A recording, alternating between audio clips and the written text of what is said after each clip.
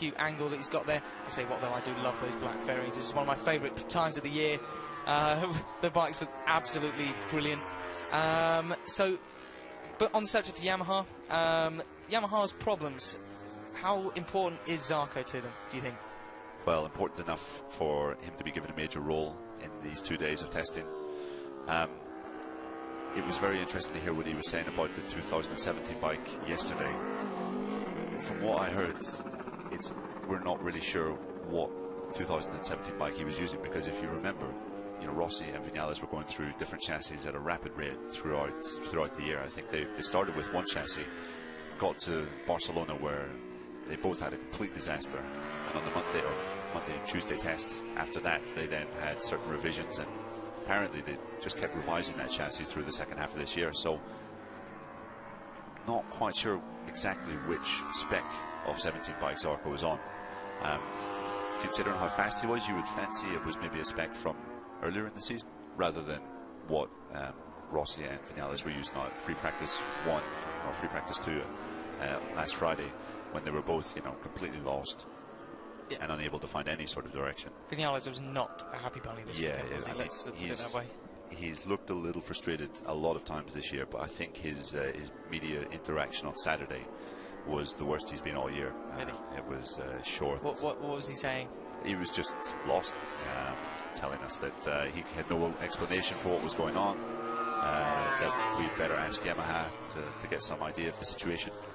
And he really did not look happy. But he's chirped up a little bit. It's a nice lap. As we see him, he's in the gravel there with, where is that?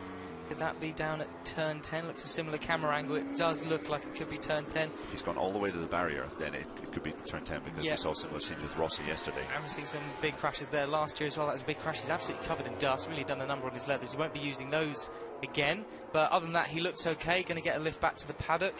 Not true Marquez or Crutchlow style and thieving someone's scooter and doing a whole lap record of the service roads. Franco Morbidelli looking okay. Not sure if we're going to have a replay of that, but that's his first accident on a MotoGP bike, isn't it? But so in which case, great to see him walk away from it. That's not really going anywhere. It doesn't look quite as bad as Valentino Rossi's bike was yesterday. The doctor's looking at it going, is there anything I can salvage from that? Nope, I don't think so, Rossi. That's going in the bin. Here we go. Here's the replay. Yeah, turn 10, front folds, pretty standard. Ooh, he really got the washing machine treatment there, didn't he, through the gravel? But you could see there that he wasn't even that leant over as he pitched into turn 10. No, and we've seen crashes this weekend where riders have been absolutely on the limit, and it was quite similar to Xavier Simeon fell there yesterday as well, and he said that it was basically because he wasn't used to the carbon discs, the carbon brakes.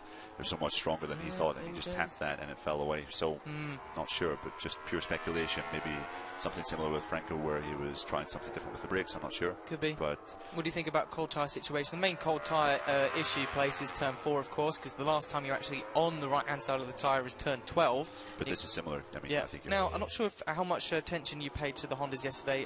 Dylan might have, as Franco Morbidelli gets back to the box.